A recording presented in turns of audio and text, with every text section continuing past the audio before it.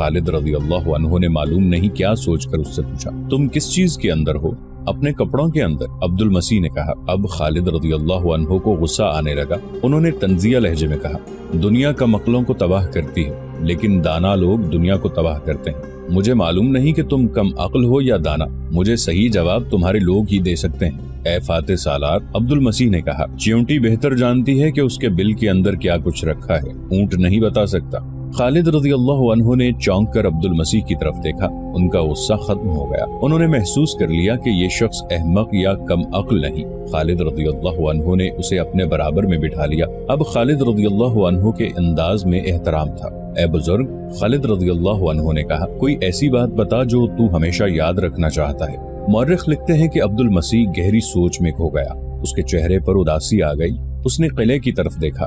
میں اس وقت کو یاد کیا کرتا ہوں، عبد المسیح نے کہا، جب ان قلعوں کے عقب میں بہتے ہوئے فرات میں چین کے بحری جہاز بادبان پھیلائے آیا کرتے تھے۔ پھر مجھے جو وقت یاد ہے وہ نوشیروان کا عہد حکومت ہے۔ رعایا خوشحال اور مطمئن تھی، کوئی جھونپڑی میں رہتا یا محل میں، نوشیروان کا انصاف سب کے لیے ایک تھا۔ محترم بزرگ، خالد رضی اللہ عنہ نے کہا، خدا کی قسم تو مسلمانوں کے عدل و انصاف کو بھی یاد رکھے گا۔ اگر تو اپنے لوگوں کے ساتھ اسلام قبول کر لے تو تیری اور تیرے لوگوں کی حفاظت ہماری ذمہ داری ہوگی۔ تم سب کو وہی حقوق ملیں گے جو دوسرے مسلمانوں کو ملتے ہیں۔ اگر اسلام قبول کرنے کے لیے تو اپنے آپ کو آمادہ نہیں کر سکتا تو تجھے اور ان تمام قلعے داروں کو وہ جزیہ ادا کرنا ہوگا جو میں مقرر کروں گا۔ اگر تجھے یہ بھی قبول نہیں تو پھر تم نے دیکھ ہی لیا ہے کہ مسلمان قلعوں کو کس طرح سر کرتے ہیں اور ان کی تلوار کی کاٹ کیسی ہے۔ ہم سے کچھ اور مانگ، ہم دیں گے۔ عبد المسیح نے کہا، اپنا مذہب نہیں چھوڑیں گے، بتا جزیہ کیا ہوگا؟ تجھ جیسے دانا سے مجھے اس جواب کی توقع نہیں تھی۔ خالد رضی اللہ عنہ نے کہا، کفر نے تجھے شکست تک پہنچایا ہے۔ اس عربی کو میں کم عقل سمجھتا ہوں جو عربی راستے سے ہٹ کر اجمی راستہ اختیار کر لے۔ خالد رضی اللہ عنہ کے ان الفاظ نے نہ عبد المسیح کو متاثر کیا نہ دوسرے کسی قلعے دار یا سردار کو۔ وہ اپنے انکار پر قائم رہے۔ جب خالد رضی اللہ عنہ نے انہیں جزیے کی رقم بتائی تو انہوں نے فوراً اسے قبول کر لیا۔ یہ رقم 1,90,000 درہم تھی اور جو عہد نامہ تحریر کیا گیا تھا اس کے الفاظ یہ تھے، بسم اللہ الرحمن الرحیم۔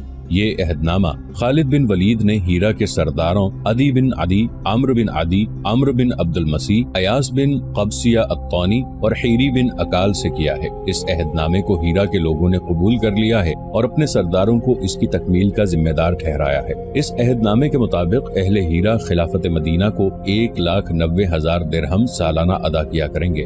یہ جزیہ ہیرا کے پادریوں اور راہبوں سے بھی وصول کیا جائے گا۔ صرف اپاہجوں، نادار افراد اور تارک الدنیا راہبوں کو یہ جزیہ معاف ہوگا۔ اگر یہ جزیہ باقاعدگی سے ادا کیا جاتا رہا تو اہل ہیرا کے تحفظ کے ذمہ دار مسلمان ہوں گے۔ اگر مسلمانوں نے اس کی ذمہ داری میں کوتاہی کی تو جزیہ نہیں لیا جائے گا، اور اگر اہل ہیرا نے اس عہد نامے کی خلاف ورزی کی تو مسلمان اپنی ذمہ داری سے بری سمجھے جائیں گے۔ یہ معاہدہ ربیع الاول 12 ہجری میں تحریر ہوا۔ ہیرا پر مسلمانوں کے قبضے کی تکمیل ہو گئی۔ معاہدے کے بعد تمام قلعے داروں اور امراء نے خالد رضی اللہ عنہ کی اطاعت قبول کر لی۔ یہ دراصل خلیفۃ المسلمین حضرت ابو بکر رضی اللہ عنہ کی اطاعت تھی۔ خالد رضی اللہ عنہ نمائندگی کر رہے تھے۔ اس کے بعد خالد رضی اللہ عنہ نے اپنی تمام تر فوج کے ساتھ 8 رکعت نفل شکرانے کے پڑھے۔ فارغ ہونے کے بعد خالد رضی اللہ عنہ نے اپنی فوج سے مختصر سا خطاب کیا، موتا کی لڑائی میں میرے ہاتھ میں 9 تلواریں ٹوٹی تھیں، لیکن آتش پرستوں نے جس جمع مردی سے مقابلہ کیا ہے اسے میں ہمیشہ یاد رکھوں گا۔ انہوں نے الیس میں ہم سے جو لڑائی لڑی ہے، ایسی لڑائی میں نے پہلے کبھی نہیں دیکھی۔ اسلام کے پاسبانوں، فتح و شکست اللہ کے اختیار میں ہے۔ اس کے نام کو، اس کی نعمتوں کو اور اس کے رسول صلی اللہ علیہ وآلہ وسلم کو ہر وقت دل میں رکھو۔ ہیرا بہت بڑی نعمت ہے جو اللہ نے ہمیں عطا کی ہے۔ یہ بھی دل میں رکھو کہ ہمارا جہاد ابھی ختم نہیں ہوا۔ جب تک کفر کا فتنہ باقی ہے جہاد ختم نہیں ہوگا۔ خالد رضی اللہ عنہ نے شہیدوں کے لیے دعا کی، پھر زخمیوں کی عیادت کو گئے۔ شہیدوں کی نماز جنازہ بڑا ہی رقت آمیز منظر تھا۔ وطن سے اتنی دور جا کر شہید ہونے والوں کے لیے ہر آنکھ میں آنسو تھے۔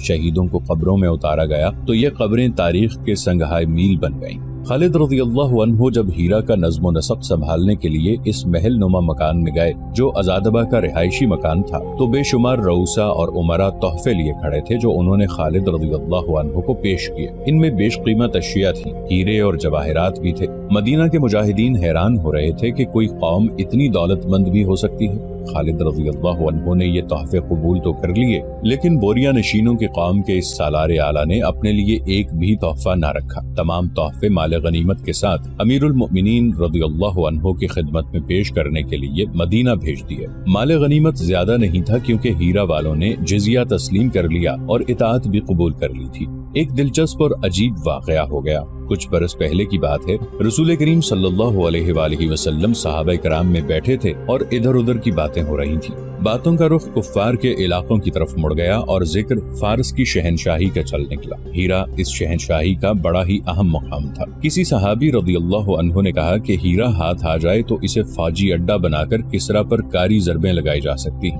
دو مورخوں بلازری اور طبری نے لکھا ہے کہ رسول کریم صلی اللہ علیہ وآلہ وسلم نے فرمایا کہ تھوڑے عرصے بعد ہیرا ہمارے قبضے میں ہوگا۔ یہ دونوں مورخ لکھتے ہیں کہ اس محفل میں ہیرا کی اہمیت اور اس علاقے کی خوبصورتی کی باتیں ہونے لگی۔ عبد المسیح مشہور آدمی تھا۔ اس کی ایک بیٹی تھی جس کا نام کرامہ تھا۔ اس کے حسن کے چرچے تاجروں وغیرہ کی زبانی دور دور تک پہنچے ہوئے تھے۔ اس کے اپنے ملک میں اس کا حسن و جمال ضرب المثل بن گیا تھا۔ بلازری اور طبری نے لکھا ہے کہ رسول کریم صلی اللہ علیہ وآلہ وسلم کی اس محفل میں سیدھا سادہ اور ایک عام سا آدمی شویل بھی موجود تھا۔ یا رسول اللہ، شویل نے عرض کی، اگر ہیرا فتح ہو گیا تو عبد المسیح کی بیٹی کرامہ مجھے دے دی جائے۔ رسول کریم صلی اللہ علیہ وآلہ وسلم مسکرائے اور ازراہ مذاق کہا، ہیرا فتح ہو گیا تو کرامہ بنت عبد المسیح تیری ہوگی۔ ان مورخوں نے یہ نہیں لکھا کہ ہیرا کی فتح سے کتنا عرصہ پہلے یہ بات ہوئی تھی۔ اب ہیرا فتح ہو گیا۔ خالد رضی اللہ عنہ کی فوج کا ایک ادھیڑ عمر سپاہی اس وقت ان کے سامنے جا کھڑا ہوا جب کچھ شرائط عبد المسیح اور خالد رضی اللہ عنہ کے درمیان طے ہو رہی تھی۔ کیا نام ہے تیرا؟ خالد رضی اللہ عنہ نے اپنے اس سپاہی سے پوچھا، اور میرے پاس کیوں آئے ہو سالار اعلیٰ؟ سپاہی نے کہا، میرا نام شویل ہے۔ خدا کی قسم، رسول اللہ صلی اللہ علیہ وآلہ وسلم نے مجھ سے وعدہ فرمایا تھا کہ عبد المسیح کی بیٹی کرامہ تجھے دے دی جائے گی۔ آج ہیرا فتح ہو گیا ہے، شہزادی کرامہ مجھے دی جائے۔ شہزادی کرامہ مجھے دی جائے، کیا تو کوئی گواہ پیش کر سکتا ہے؟ خالد رضی اللہ عنہ نے کہا، خدا کی قسم، میں رسول اللہ صلی اللہ علیہ وآلہ وسلم کے وعدے کی خلاف ورزی کی جرت نہیں کر سکتا، لیکن گواہ نہ ہوئے تو میں تیری بات کو سچ نہیں مان سکتا۔ شویل کو دو گواہ مل گئے، وہ ہیرا کی فاتح فوج میں موجود تھے۔ انہوں نے تصدیق کی کہ رسول اللہ صلی اللہ علیہ وآلہ وسلم نے ان کی موجودگی میں شویل سے یہ وعدہ فرمایا تھا۔ رسول اللہ صلی اللہ علیہ وآلہ وسلم کا وعدہ میرے لیے حکم کا درجہ رکھتا ہے۔ خالد رضی اللہ عنہ نے عبد المسیح سے کہا، تجھے اپنی بیٹی اس شخص کے حوالے کرنی ہوگی، یہ بھی شرائط میں لکھ لو۔ عبد المسیح نے کہا کہ میری بیٹی کرامہ اس سپاہی کو دے دی جائے۔ یہ حکم عبد المسیح کے گھر پہنچا کہ کرامہ مسلمانوں کے سالار اعلیٰ کے پاس آ جائے۔ کرامہ نے پوچھا کہ اسے کیوں بلایا جا رہا ہے۔ اسے بتایا گیا کہ ایک مسلمان سپاہی نے اس کی خواہش کی ہے اور اسے اس سپاہی کے حوالے کیا جائے گا۔ ایسا نہ ہونے دو، گھر میں جو ایک محل کی مانند تھا دوسری عورتوں کا شور اٹھا۔ ایسا نہ ہونے دو، شاہی خاندان کی ایک عورت کو حوالے نہ ہونے دو جو عرب کا وحشی بدو ہے، مجھے اس کے پاس لے چلو۔ کرامہ نے کہا، اس مسلمان سپاہی نے میری جوانی کے حسن کی باتیں سنی ہوں گی، وہ کوئی جاہل اور احمق لگتا ہے۔ اس نے کسی سے یہ نہیں پوچھا ہوگا کہ یہ کب کی بات ہے کہ جب میں جوان ہوا کرتی تھی۔ بلازری کی تحریر کے مطابق کرامہ کو خالد رضی اللہ عنہ کے سامنے لے جایا گیا۔ شویل موجود تھا۔ اس نے ایک ایسی بڑھیا دیکھی جس کے چہرے پر جھریاں تھیں اور بال سفید ہو چکے تھے۔ مورخ طبری نے کرامہ کی عمر 80 سال لکھی ہے۔ اس کے باپ عبد المسیح نے خالد رضی اللہ عنہ کو اپنی عمر 200 سال بتائی تھی۔ بعض مورخ ان عمروں کو تسلیم نہیں کرتے۔ عبد المسیح کی عمر 100 سال سے زیادہ ہی تھی اور کرامہ کی عمر 60-70 سال کے درمیان تھی۔ بہرحال کرامہ ضعیف العمر تھی۔ شویل نے اسے دیکھا تو اس کے چہرے پر جو خوشی کے آثار تھے وہ اڑ گئے اور وہ مایوس ہو گیا۔ اچانک اسے یاد آ گیا۔ امیر لشکر، شویل نے کہا، یہ شرط لکھ لی گئی ہے کہ کرامہ بنت عبد المسیح میری لونڈی ہے۔ اگر یہ مجھ سے آزادی چاہتی ہے تو مجھے رقم ادا کرے۔ کتنی رقم؟ کرامہ نے پوچھا۔ 1000 درہم۔ شویل نے کہا، میں اپنی ماں کا بیٹا نہیں ہوں گا کہ 1 درہم بھی بخش دوں۔ کرامہ کے بوڑھے ہونٹوں پر مسکراہٹ آ گئی۔ اس نے اس خادمہ کو جو اس کے ساتھ آئی تھی اشارہ کیا۔ خادمہ دوڑی گئی اور 1000 درہم لے آئی۔ کرامہ نے یہ درہم شویل کے حوالے کر دیے اور آزاد ہو گئی۔ شویل کا یہ عالم تھا کہ 1000 درہم دیکھ کر حیران ہو رہا تھا جیسے اس کے ہوش گم ہو گئے۔ اس نے اپنے ساتھیوں کو جا کر فاتحانہ لہجے میں بتایا کہ اس کے ساتھ دھوکہ ہوا تھا کہ اس نے ایک ضعیف العمر عورت کو جوان سمجھ لیا تھا، لیکن اس نے اس سے 1000 درہم کما لیے۔ सिर्फ 1000 दिरहम? उसके साथी ने उसे कहा, तू सारी उम्र अहमक ही रहा। करामा शाही खानदान की औरत है, उससे तू कई हजार दिरहम ले सकता था। अच्छा? शवेल ने मायूस होकर कहा, मैं तो समझता था कि 1000 दिरहम से ज्यादा रकम होती ही नहीं। उसके साथियों के एक जोरदार कहकहे ने उसे और ज्यादा मायूस कर दिया। खालिद रज़ियल्लाहु अन्हु ने माल गनीमत के साथ तमाम तोहफे मदीना भेज दिए। मदीना से खालिद रज़ियल्लाहु अन्हु के लिए अमीरुल मोमिनीन रज़ियल्लाहु अन्हु ने पैगाम भेजा कि ये तोहफे अगर माल गनीमत में शामिल हैं या जिज़िये में तो काबिल कबूल हो सकते हैं, अगर नहीं तो जिन्होंने ये तोहफे दिए हैं उनसे उनकी कीमत मालूम करके जिज़िये में शामिल कर दो। अगर तुम जिज़िया वसूल कर चुके हो तो तोहफों की रकम उन लोगों को वापस कर दो। खालिद रज़ियल्लाहु अन्हु ने उन सब को बुलाकर उन्हें तोहफों की कीमत अदा कर दी। हीरा की फतह के बाद चंद दिनों में खालिद रज़ियल्लाहु अन्हु ने वहाँ का नज़्म नसक रवां कर दिया और हीरा के उमरा को ही इंतजामिया का जिम्मेदार बना दिया। मेरे भाइयों, खालिद रज़ियल्लाहु अन्हु ने अपने सालारों से कहा, मेरे पास वक्त नहीं कि मैं यहाँ बैठा रहूं, लेकिन नज़्म नसक की बहाली बहुत जरूरी है। इससे ज्यादा जरूरी ये है कि नज़्म नसक को इस बुनियाद पर रवां किया जाए कि लोगों को फायदा पहुँचे, वो सुकून और इत्मीनान महसूस करें कि उनकी जानो माल और उनकी इज्जत व आबरू को तहफ़्फ़ुज़ हासिल है। खुदा की कसम, मैं इन लोगों पर, ईसाइयों पर और इन आतिश परस्तों पर साबित करूंगा कि इस्लाम वो मजहब है जो जुल्म को बहुत बड़ा गुनाह समझता है। रियाया को अपनी औलाद समझो। क्या तुमने नहीं देखा कि मैंने नज़्म नसक इन्हीं लोगों के सपुर्द कर दिया है? रब्बे काबा की कसम, मैं इन पर अपना हुक्म नहीं ठोंसूंगा। अपना हुक्म न ठोंसने के नताइज चंद दिनों में सामने आ गए। इस्लाम का बुनियादी उसूल यही था कि लोगों के दिल जीतो, मगर दिल जीतकर उन्हें धोखा न दो, उन्हें उनके हुकूक दो। खालिद रज़ियल्लाहु अन्हु इस्लाम के पहले सालार थे जिन्होंने मदीना से निकलकर किसी दूसरी कौम के इलाके फतह किए और उन्हें इस्लाम के इस बुनियादी उसूल पर अमल करने का मौका मिला। मिस्र के मोहम्मद हुसैन हैकल ने बहुत से मौर्रिखों का हवाला देकर लिखा है कि खालिद रज़ियल्लाहु अन्हु ने दुश्मनों के सर उड़ाने शुरू किए तो फरात को लाल कर दिया और ऐसे किसी आदमी को जिंदा न छोड़ा जिसकी तरफ से दीन इस्लाम को जरा सा भी खतरा था। खालिद रज़ियल्लाहु अन्हु जाती दुश्मनी के कायल नहीं थे। मुतासिब तारीखदानों ने खालिद रज़ियल्लाहु अन्हु को जालिम सालार कहा है, लेकिन खालिद रज़ियल्लाहु अन्हु ने जो भी इलाका फतह किया वहाँ का इंतजाम मफ्तूहा उमरा और रहूसा के सुपुर्द कर दिया। अलबत्ता उनके निगरान यानी बालाई हुक्काम मुसलमान मुकर्रर किए जाते थे। हीरा को फतह करके खालिद रज़ियल्लाहु अन्हु ने सारे फारस को फतह नहीं कर लिया था, बल्कि खालिद रज़ियल्लाहु अन्हु खतरों में घिर गए थे। आतिश परस्त उन पर चारों तरफ से हमले कर सकते थे। अगर बड़े पैमाने पर हमले न करते तो शब खून मार मार कर मुसलमानों की फौज को नुकसान पहुंचा सकते थे, लेकिन आतिश परस्तों ने ऐसी कोई कार्रवाई न की। इसकी और कई वजूहात थीं, जिनमें एक ये थी कि मफ्तूहा इलाकों के लोग मुसलमानों के सुलूक से मुतासिर होकर उनके हामी और मुआविन बन जाते थे। हीरा और नवाही इलाके में दीर नातिफ नाम की एक बस्ती थी जो ईसाइयों की बस्ती कहलाती थी।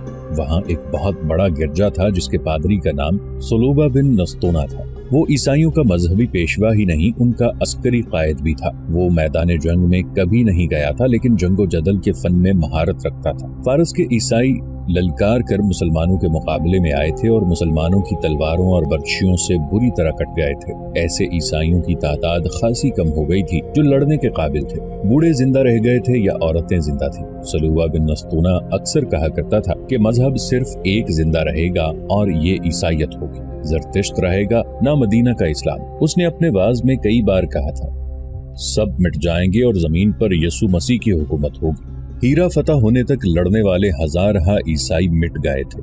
बाकी मुसलमानों के डर से भागकर इधर उधर जा छुपे थे। उनके सरकर्दा अफराद ने पादरी सलूबा बिन नस्तोना के साथ राबिता रखा हुआ था। सलूबा ने कोशिश की थी कि ईसाइयों को यकता और मुत्तहिद करके मुसलमानों पर शबखून मारने के लिए तैयार करे, लेकिन ईसाइयों पर मुसलमानों की ऐसी दहशत बैठ गई थी कि वो शबखून और छापा मार जंग के लिए तैयार न हुए। मुक़द्दस बाप, एक रात एक नामवर जंगजू ईसाई शमील बुरजाना ने पादरी सलूबा बिन नस्तोना से कहा, क्या तुम इस पर यकीन रखते हो कि गिरजे की घंटियां और तुम्हारे वाज इस तबाही को रोक लेंगे जो हमारी तरफ तेजी से बढ़ी आ रही है? नहीं, पादरी सलूबा ने कहा, मेरे वाज और गिरजे के घंटे की आवाजें अब इस तबाही को नहीं रोक सकती। फिर तुम हमें इजाजत क्यों नहीं देते कि हम मुसलमानों की फौज पर हर रात शब खून मारें? शमील बुरजाना ने कहा, मदीना के मुसलमान जिन नहीं, भूत नहीं, इंसान हैं, हमारी तरह के इंसान। शमील, पादरी सलूबा ने कहा, बेशक वो इंसान है, लेकिन तुम्हारी तरह नहीं। मैंने उनमें कुछ और ही बात देखी है। वो फतह का अज़्म लेकर आए हैं। اگر انہوں نے اپنے جسموں کے متعلق یہی رویہ رکھا تو آخری فتح بھی انہی کی ہوگی۔ مقدس باپ شمیل نے کہا، میں جسموں والی بات نہیں سمجھا، سمجھنے کی کوشش کرو۔ پادری سلوبہ نے کہا، یہ لوگ جنہیں کسرا ارد شیر عرب کے بدو کہتا رہا ہے، جسمانی آسائشوں اور لذتوں کو قبول نہیں کرتے۔ مقدس باپ کی زبان سے دشمن کی تعریف اچھی نہیں لگتی۔ شمیل نے کہا، اگر تم اپنے آپ میں دشمن کے اچھے اوصاف پیدا کر لو تو تم شکست سے بچ سکتے ہو۔ پادری سلوبہ نے کہا، کیا تمہارے دوستوں نے مسلمانوں کو جال میں پھانسنے کے لیے 15 حسین لڑکیاں نہیں بھیجی تھیں؟ کیا تم یہ سمجھتے ہو کہ تم لوگ جو کچھ کرتے ہو اس کا مجھے علم نہیں ہوتا؟ تمہاری تلواروں کی دھار کند ہو چکی ہے، اس لیے تم لوگوں نے عورتوں کو استعمال کیا ہے۔ کیا تم انکار کرو گے؟ نہیں مقدس باپ، شمیل نے شرمسار سا ہو کر کہا، ہمارے ایک بزرگ نے کہا تھا کہ ایک تلوار ایک وار میں ایک آدمی کو کاٹ سکتی ہے، لیکن ایک حسین عورت کا ایک وار 100 آدمیوں کو گھائل کر دیتا ہے۔ مسلمان سوار گھوڑوں کو جھیل سے پانی پلانے لایا کرتے ہیں، وہ 4-4 6-6 کی ٹولیوں میں آتے ہیں۔ جھیل کے ارد گرد اونچی چٹانیں اور گھنا جنگل ہے۔ ہماری لڑکیوں نے مسلمان سواروں کو اپنی طرف کھینچنے کی بہت کوشش کی، لیکن ان پر کچھ اثر نہ ہوا۔ ہماری بعض لڑکیاں نیم برہنہ ہو کر انہی چٹانوں کے پیچھے چلنے کا اشارہ کرتی رہیں، لیکن ہوا یہ کہ بعض سوار منہ پھیر لیتے اور بعض ہنس پڑتے تھے۔ اور مجھے یہ بھی معلوم ہے شمیل، پادری سلوبہ نے کہا، کہ تم لوگوں نے مسلمانوں کے گشتی سنتریوں کو بھی پھانسنے کی کوشش کی تھی، اور تم لوگوں نے یہ بھی سوچا تھا کہ مسلمانوں کے سالاروں اور خالد بن ولید کو قتل کرنے کے لیے لڑکیوں کو استعمال کیا جائے۔ ہاں مقدس باپ، شمیل نے کہا، ہم نے ایسا سوچا تھا، پھر اس سوچ پر عمل کیوں نہیں کیا؟ اس لیے نہ کیا کہ جس فوج کے سپاہیوں کا کردار اتنا مضبوط ہے اس کے سالار تو فرشتوں جیسے ہوں گے۔ شمیل نے جواب دیا، اب ہمارے سامنے یہی ایک صورت رہ گئی ہے کہ مسلمان فوج پر شب خون مارنے شروع کر دیں اور انہیں اتنا نقصان پہنچائیں کہ یہ پسپائی پر مجبور ہو جائیں۔ کیا تم کسرا کی فوج سے زیادہ طاقتور ہو؟ پادری سلوبہ نے کہا، وہ جو کہتے تھے کہ زمین پر کوئی طاقت ان کے مقابلے میں اٹھنے کی جرت نہیں کر سکتی، اب کہاں ہے؟ آگ کو پوجنے والوں کے تمام نامور سالار مسلمانوں کے ہاتھوں کٹ گئے۔ ہم نے ان کی خاطر مسلمانوں سے لڑ کر غلطی کی ہے۔ تو کیا مقدس باپ تم یہ کہنا چاہتے ہو کہ ہم مسلمانوں کے ساتھ دشمنی نہ رکھیں؟ شمیل نے حیران سا ہو کر پوچھا۔ ہاں، پادری سلوبہ نے جواب دیا، میں یہی کہنا چاہتا ہوں، بلکہ میں مسلمانوں کے ساتھ دوستی کرنا چاہتا ہوں۔ مقدس باپ، شمیل نے کہا، پھر تم کہو گے کہ مسلمانوں کے مذہب کو بھی قبول کرنا چاہتے ہو؟ نہیں، ایسا نہیں ہوگا۔ پادری سلوبہ نے کہا، جب سے ہیرا پر مسلمانوں کا قبضہ ہوا ہے میں یہی دیکھ رہا ہوں کہ ان سے ہمارے مذہب کو کتنا کچھ خطرہ ہے۔ میں نے دیکھ لیا ہے کہ عیسائیت کو کوئی خطرہ نہیں۔ مسلمان اپنا مذہب قبول کرنے کی دعوت دیتے ہیں، وہ زبردستی اپنا مذہب مفتوحہ لوگوں پر نہیں ٹھونستے۔ کیا انہیں معلوم نہیں کہ یہاں ایک گرجا ہے جس میں مجھ جیسا جہاں دیدہ اور مذہب پر مر مٹنے والا پادری موجود ہے؟ انہیں معلوم ہے شمیل، میں 2 اتوار گرجے میں آنے والے عیسائیوں کے ہجوم میں 2 اجنبی آدمیوں کو دیکھتا رہا ہوں۔ میں نے ان کے گلوں میں صلیبیں لٹکتی دیکھی ہیں۔ وہ ہر لحاظ سے عیسائی لگتے تھے، لیکن میری دوربین نگاہوں نے بھانپ لیا تھا کہ وہ دونوں مسلمان ہیں اور وہ مدینہ کے نہیں فارس کے رہنے والے ہیں۔ وہ ولید کے بیٹے خالد کے جاسوس تھے۔ میں اپنے باز میں محتاط رہا۔ مقدس باپ، شمیل نے کہا، اگر تم مجھے اشارہ کر دیتے تو وہ دونوں زندہ واپس نہ جاتے، پھر اس گرجے کی اینٹ سے اینٹ بچ جاتی۔ پادری سلوبہ نے کہا، عقل اور جوش میں یہی فرق ہے شمیل، تم میں جوش ہے اور میں عقل سے کام لے رہا ہوں۔ میں تم لوگوں کو مسلمانوں پر شب خون مارنے اور لڑنے کی اجازت نہیں دوں گا۔ 2-3 روز بعد پادری سلوبہ بن نستونہ گرجے میں تمام عیسائی سرداروں سے کہہ رہا تھا، حقیقت کو دیکھو، کسرا کی اتنی زبردست فوج مدینہ کی قلیل سی فوج کے مقابلے میں نہیں ٹھہر سکی۔ تم نے بھی مسلمانوں کا مقابلہ کر کے دیکھ لیا ہے، اب مسلمانوں سے ٹکرا کر تم تباہ ہو جانے کے علاوہ اور کچھ نہیں کر سکتے۔ وقت کا ساتھ دو، مسلمانوں نے تمہارے مذہب کے لیے کوئی خطرہ پیدا نہیں کیا، انہوں نے ہمیں اور آتش پرستوں کو بھی اپنی اپنی عبادت گاہوں میں عبادت کی اجازت دے رکھی ہے۔ مسلمانوں نے عدل و انصاف میں جو مساوات قائم کی ہے وہ تم خود دیکھ رہے ہو، اور تم یہ بھی دیکھ رہے ہو کہ تم ان کے خلاف آتش پرستوں کے دوش بدوش لڑے تھے، لیکن مسلمانوں نے تمہارے خلاف کسی قسم کی انتقامی کارروائی نہیں کی۔ انہوں نے کاشتکاروں کی زمینوں پر قبضہ نہیں کیا، ان کی فصلوں میں اپنے گھوڑے اور اونٹ نہیں چھوڑے، بلکہ آتش پرست حاکم ان غریب کسانوں پر جو ظلم و تشدد کرتے اور ان کی کھیتیوں کی پیداوار اٹھا لے جاتے تھے، یہ لوٹ کھسوٹ ختم ہو گئی ہے۔ اس حقیقت سے انکار نہ کرو کہ مسلمان رعایا کو پورے حقوق دے رہے ہیں۔ تم پر خدائے یسوع مسیح کی رحمت ہو۔ ایک سردار نے پادری سلوبہ کو ٹوکتے ہوئے کہا، کیا تم ہمیں یہ ترغیب دے رہے ہو کہ ہم مسلمانوں کی اطاعت قبول کر لیں؟ क्या ये हमारी बेइज्जती नहीं? एक और सरदार ने कहा, मुसलमानों ने तुम्हारी इज्जत की तरफ आंख उठाकर भी नहीं देखा। पादरी सलूबा ने कहा, क्या तुमने उन्हें फांसने और गुमराह करने के लिए अपनी लड़कियों को नहीं भेजा था? क्या वो तुम्हारी लड़कियों को उठाकर नहीं ले जा सकते थे? और मत भूलो कि किसरा के हाकिमों ने तुम्हारी कितनी लड़कियों के साथ जबरदस्ती शादी की थी। जिसे जो लड़की अच्छी लगी वो उसे हुक्मन ले गया। और ये भी सोचो कि फारस के वो सालार और कमानदार कहाँ हैं जिनके साथ मिलकर तुम मुसलमानों के खिलाफ लड़े थे? क्या उन्होंने तुमसे पूछा है कि तुम किस हाल में हो? क्या उन्होंने आकर देखा है कि तुमसे जो मारे गए हैं उनकी बीवियां किस हाल में हैं, उनके बच्चे किस हाल में हैं? और मुसलमान तुम्हें सजा तो नहीं दे रहे? बेशक वो हमें भूल गए हैं। एक बूढ़े सरदार ने कहा। तू बजा कहता है मुकद्दस बाप। एक और सरदार बोला, अब बता हमें क्या करना चाहिए? तुम हमें किस रास्ते पर ले जाना चाहते हो?